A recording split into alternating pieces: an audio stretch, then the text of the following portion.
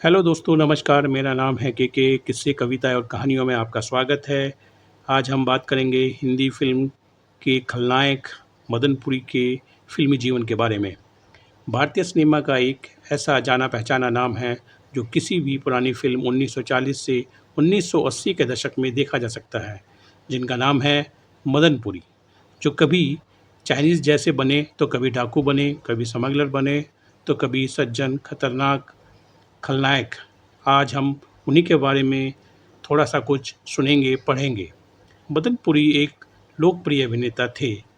मदन पुरी ने जिन नवीनतम फ़िल्मों में अभिनय किया था, उनमें धर्मा, चौधरी करनैल सिंह, आँचल के फूल, दुल्हन वही जो पिया मन भाए और श्री चैतन्य महाप्रभु, दीवार इत्यादि शामिल हैं। मदन पुरी का जन्म 30 सितंबर 1915 को पंजाब के नवांशहर में एक पंजाबी हिंदू परिवार में पिता निहाल चंद पुरी और माता वैद कौर के घर में हुआ था। उन्होंने राहों शहर में ही अपनी पढ़ाई की थी। वे 5 भाई बहनों में दूसरे नंबर पर थे।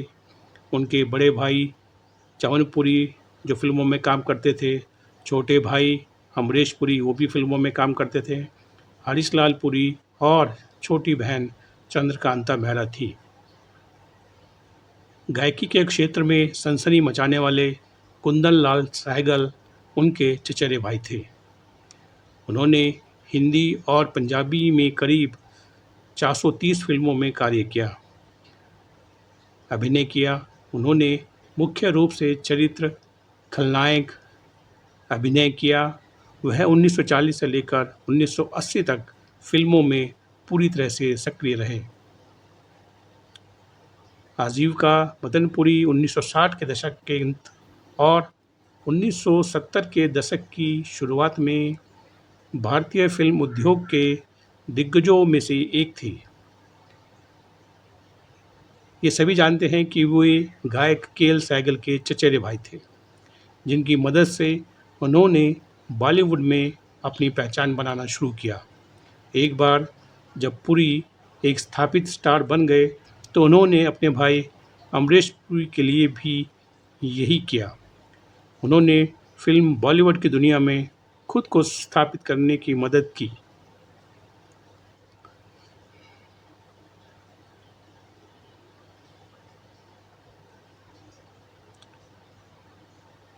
उनकी पहली फिल्म खजांची, जो कि 1941 में आई थी, जिसमें उन्होंने जानकी दास, रमोला देवी और मनोरमा के साथ सावन के नज़ारे हैं गीत में सह साइकिल चालक की एक छोटी सी भूमिका निभाई थी।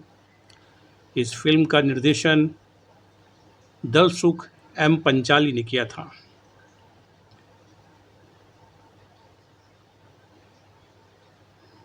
मदनपुरी का अभिनय कैरियर 1940 के दशक से लेकर 1980 के दशक के मध्य तक 40 वर्षों तक खूब फैला रहा।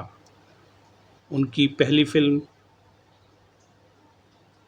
1941 खजांची, मेरी बहनें 1944, कुलदीप 1946, फिल्म 1957 और अहिंसा 1946 में आई थी। मदन ने औसतन हर साल करीब 8 फिल्में की, जिसमें उन्होंने खलनायक और नकारात्मक किरदार निभाए और हीरो या हीरोइन के चाचा, पिता या बड़े भाई, दादा, पुलिस अधिकारी और राजनेता, डाकू, स्मगलर की भूमिकाएं इत्यादि निभाई। उन्होंने अपने करियर के दौरान कई पंजाबी फिल्मों में भी अभिनय किया, जैसे कि जट्टी जट पंजाबी, और इसी तरह की बहुत सारी अन्य फिल्मों में भी उन्होंने काम किया। वे युवाओं के बीच मैंडी वे युवाओं के बीच मैडी अंकल के नाम से जाने जाते थे। उनके 3 बेटे प्रवेश पुरी, कमलेश पुरी और सोनल पुरी, बेटी रमनेश पुरी, पोते अमृत पुरी और पोती इस्ता पुरी हैं, जो सभी मुंबई में रहते हैं, जिनमें उनकी मदन पुरी की अंतिम फिल्म संतोष थी।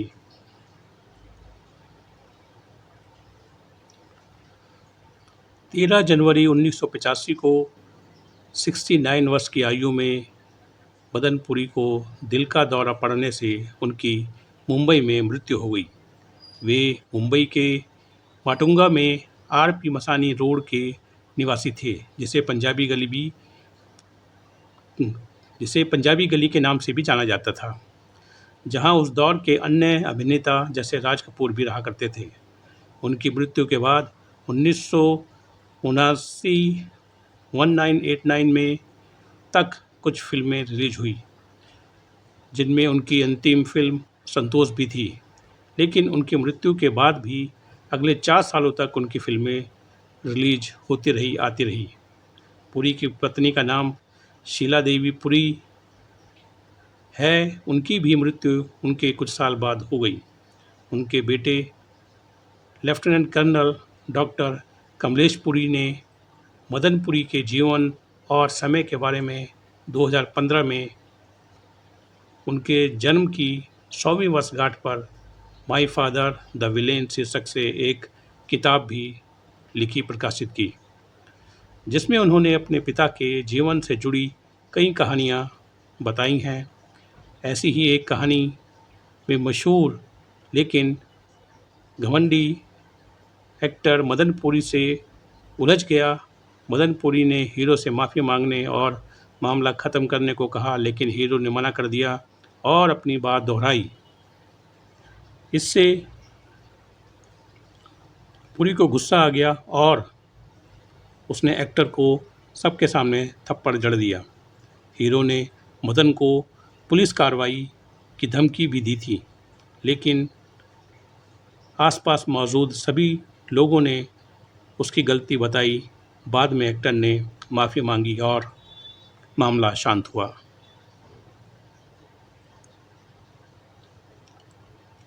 मदन पुरी ने फिल्मों में खलनायक की भूमिका निभाई, जैसा कि सब जानते हैं, लेकिन उनका व्यक्तित्व और व्यवहार किसी मुख्य अभिनेता से कम नहीं था।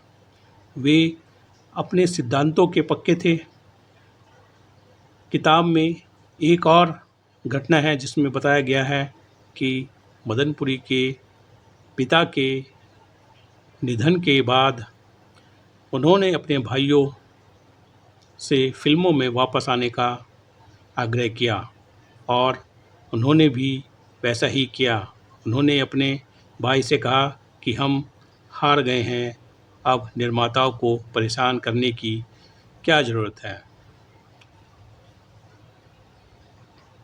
उनकी कुछ और भी बहुत सारी मशहूर फिल्में हैं जिनका उनका अभिनय बहुत सराहनीय है और काफ़ी लोगों ने ये फिल्में देखी भी होंगी, जैसे फूल और पत्थर, चोर मचाए शोर, हाथी मेरे साथी, ऐलान, दाग, साजन, फ़कीरा शशि कपूर की, विद्या, दिल्ली का ठग, रफू चक्कर ऋषि कपूर की, अपना देश राजेश खन्ना की, कालीचरण शत्रुघ्न सिन्हा की, द ट्रेन राजेश खन्ना की, दुनिया,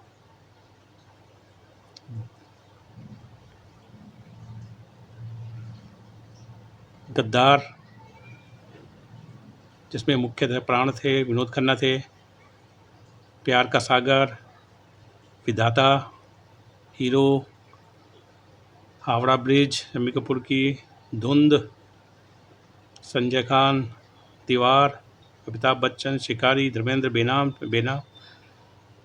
फिल्म अमिताभ बच्चन की, 20 साल बाद, विश्वजीत की, गुमनाम मनोज कुमार की, घर, रखवाला विनोद खन्ना की, अमर प्रेम और बंधे हाथ जैसी और भी बहुत सारी फिल्में हैं। मदन पुरी का फिल्मों में जो योगदान रहा वह न भूलने वाला है। जब भी कोई उनकी फिल्म हम देखते हैं तो पुरानी यादें ताज़ा हो जाती हैं। हम उनकी एक्टिंग स्टाइल, उनके फिल्मी दुनिया में किए गए अभूतपूर्व कार्य को नमन करते हैं। हमारी उनको हार्दिक श्रद्धांजलि।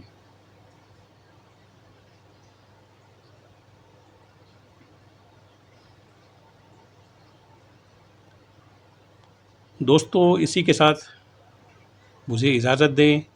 कहानी पसंद आई हो तो लाइक करें, शेयर करें, सब्सक्राइब करें, कमेंट करें। अगर आपके पास भी बदनपुरी से संबंधित कोई और जानकारी हो तो शेयर करें। इसी के साथ आपका बहुत बहुत धन्यवाद। नमस्कार।